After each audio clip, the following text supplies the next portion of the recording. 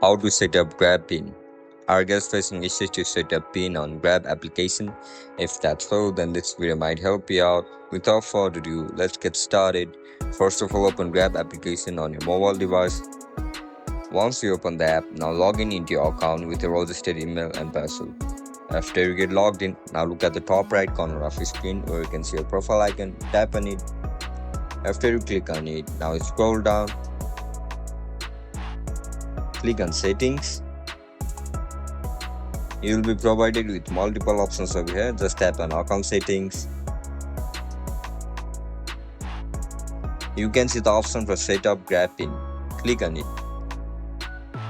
Now write down the PIN according to your preference, but make it sure that no one can steal it.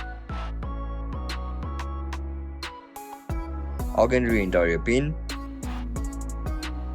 Once you write down your PIN, now click on your email address. Write down your email address. After you write down your email address, Grab application will send you a mail. With the help of that mail, you will be able to recover your account in case you forget your Grab PIN. And that's it, guys. That's how we're gonna add Grab PIN on Grab application. If you guys found this video helpful, don't forget to like, share, and subscribe to our channel. I'll catch you up in the next one. Bye bye.